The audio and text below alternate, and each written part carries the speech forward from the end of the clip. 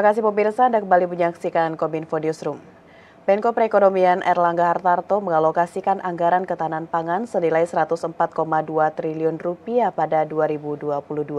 Anggaran tersebut difokuskan untuk memperkuat sektor pertanian dan menjaga cadangan pangan.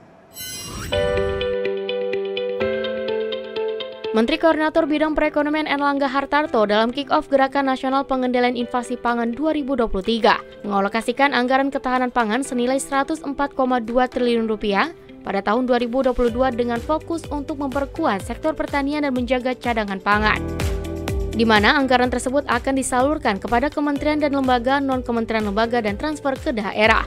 Untuk kementerian dan lembaga senilai Rp15,3 triliun anggaran ketahanan pangan akan disalurkan kepada Kementerian Pertanian. Adapun untuk Rp6,8 triliun kepada Kementerian Kelautan dan Perikanan, Rp23,9 triliun kepada Kementerian Pekerjaan Umum dan Perumahan Rakyat, dan untuk Rp100 miliar untuk Badan Pangan Nasional.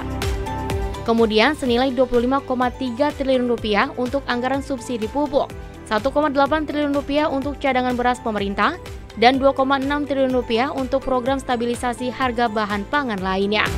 Agenda GNPIP tentunya sejak tahun 2022 telah berjalan secara baik dan memperhatikan kondisi tersebut. Pemerintah telah mengalokasikan anggaran ketahanan pangan itu yang besarnya Rp104,2 triliun dengan fokus program untuk penguatan sektor pertanian dan penguatan cadangan pangan. Pembiayaan bagi pertanian didorong melalui program KUR alat pertanian dan mesin pertanian, di mana untuk KUR alat pertanian plafon kreditnya 500 juta sampai dengan 2 miliar dengan suku bunga margin sebesar 3%. Nah, saat terjadi hujan, maka tentu tantangannya adalah pengeringan, dan tentu KUR Alsintan ini bisa segera dimanfaatkan.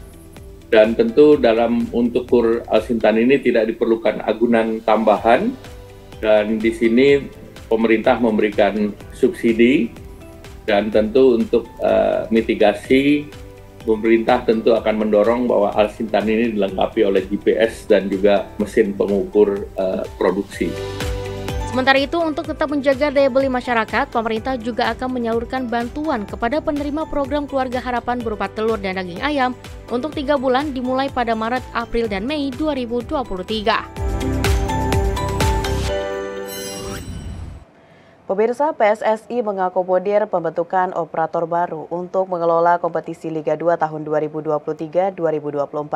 Di bawah operator baru tersebut, Liga 2 bakal berganti nama menjadi Liga Nusantara.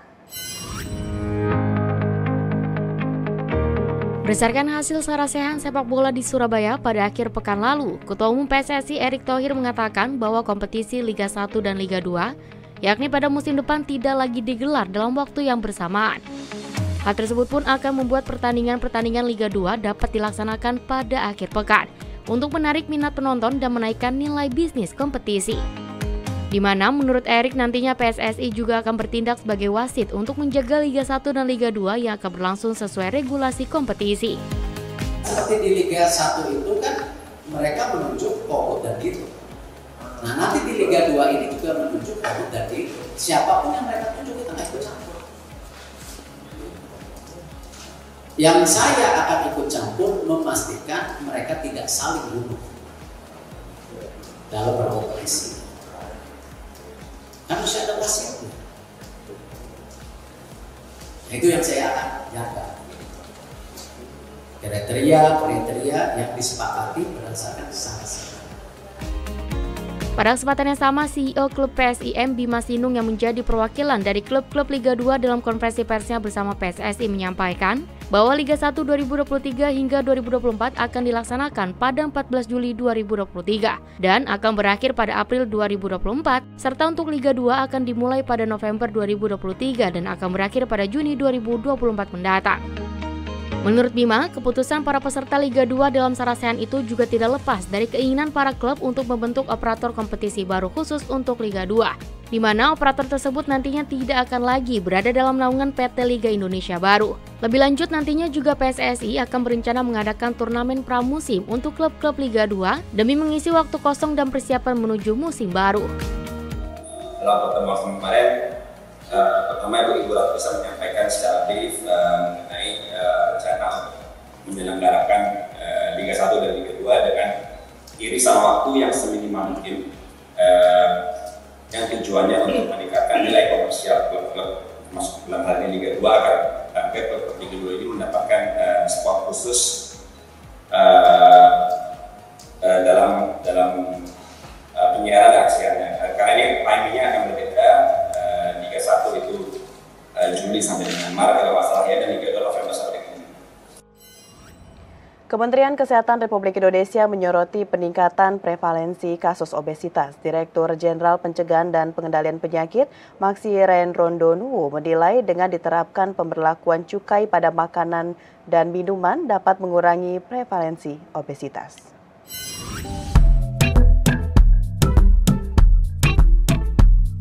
Hari Obesitas Sedunia diperingati setiap tanggal 4 Maret. Peringatan Hari Obesitas merupakan upaya untuk menyoroti kondisi obesitas yang mampu menempatkan orang pada risiko penyakit serius lainnya. Direktur Jenderal Pencegahan dan Pengendalian Penyakit Menular Kementerian Kesehatan, Maksi Ren Rondonuwu, menyebut ada sekitar 2 miliar penduduk dunia berada di bawah risiko atau bahaya obesitas. Dan diprediksi pada tahun 2030 mendatang sebanyak 1 dari 5 wanita dan 1 dari 7 pria hidup dengan obesitas, yakni setara dengan lebih dari 1 miliar orang di dunia. Kondisi ini menyebabkan tingginya faktor risiko seperti jantung sampai dengan diabetes, penyakit dengan angka kematian tertinggi. Di Indonesia dalam kurun waktu 10 tahun terjadi peningkatan obesitas cukup signifikan. Dari 10,5% di tahun 2007 pada tahun 2018 naik 21,8%, jadi 2 kali. Obesitas menjadi faktor risiko terhadap penyakit-penyakit tidak menular, antara lain diabetes, jantung, kanker, hipertensi, penyakit metabolik dan non-metabolik lainnya, dan berkontribusi sebagai penyebab kematian tertinggi pada penyakit kardiovaskuler, penyakit ginjal, dan diabetes. Itu merupakan angka yang paling banyak meninggal. Untuk meningkatkan kesadaran terkait obesitas, pemerintah telah mengeluarkan Permenkes 30 tahun 2013 tentang pembatasan gula, garam, dan lemak. Di dalamnya diatur konsumsi gula tidak lebih dari 50 gram, natrium kurang dari 200 mg, lemak total tidak melampaui 67 gram per orang dalam 1 hari. Nanti kita akan ada pertemuan dengan Badan POM, kita harapkan ini setiap bulan untuk implementasi daripada Permenkes ini. Pengawasannya ada di Badan POM. Untuk gula, garam, lemak ada standarnya yang saya kira harus dipatuhi. Lebih bagus lagi kalau itu usulan kami Kementerian Kesehatan ke Kementerian Keuangan untuk dijadikan sebagai pertama untuk gula masuk ke dalam cukai. Ya, itu sangat efektif sebenarnya masuk dalam cukai. Presiden Joko Widodo meresmikan Mayapada Hospital Bandung, Jawa Barat. Rumah sakit baru di wilayah ibu kota Jawa Barat ini pun menjadi komitmen grup Mayapada Healthcare dalam menghadirkan Green Hospital pertama di Indonesia.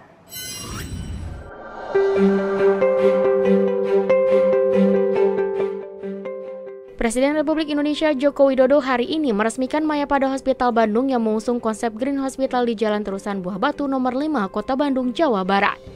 Green Hospital mengusung konsep rumah sakit sebagai bangunan yang ramah lingkungan. Konsep ini muncul seiring memburuknya kondisi lingkungan akibat pemanasan global dan pemborosan energi. Konsep Green Hospital berarti rumah sakit tersebut hemat listrik, hemat air, mengurangi penggunaan kertas, pengelolaan limbah yang baik, pengelolaan sampah yang baik, penggunaan produk ramah lingkungan, menanam pohon, desain bangunan yang mempertimbangkan sirkulasi udara dan pencahayaan efektif. Dalam sambutannya, Presiden menyampaikan rumah sakit yang mengusung tema Green Hospital di Indonesia ini diharapkan mampu mengurangi jumlah masyarakat yang berobat ke luar negeri. Karena menurut data yang ia terima, hampir 2 juta masyarakat Indonesia masih memilih untuk berobat ke luar negeri. Presiden pun menyatakan nantinya pemerintah akan mendukung penuh pembangunan rumah sakit berstandar internasional agar Indonesia tidak kehilangan devisa dalam jumlah yang besar dan dapat memberikan kesempatan luas kepada masyarakat Indonesia dari berbagai kalangan untuk mendapatkan pelayanan kesehatan. Saya minta tadi juga ke Pak Menkes, nanti akan saya sampaikan ke Menteri Pendidikan dan Kebudayaan juga, untuk pendidikan dokter spesialis agar dibanyakin dan dimudahkan. Sehingga masyarakat kita betul-betul semuanya yang sakit bisa tertangani. Saya tadi sebetulnya mau minta kepada Dirut Rumah Sakit Mayapada Hospital Bandung, jangan hanya melayani yang menengah atas, tapi yang BPJS juga dilayani. Tapi ternyata sudah ada BPJS, dilayani banyak di sini. Terima kasih. Saya rasa itu yang ingin saya sampaikan dalam kesempatan yang baik ini, dan dengan mengucap Bismillahirrahmanirrahim, pada pagi hari ini saya resmikan Mayapada Hospital Bandung di Kota Bandung, Provinsi Jawa Barat. Terima kasih. Assalamualaikum warahmatullahi wabarakatuh. Pemirsa, usai jeda pariwara kami akan kembali dengan berbagai informasi lainnya. Tetaplah bersama Kominfo Newsroom.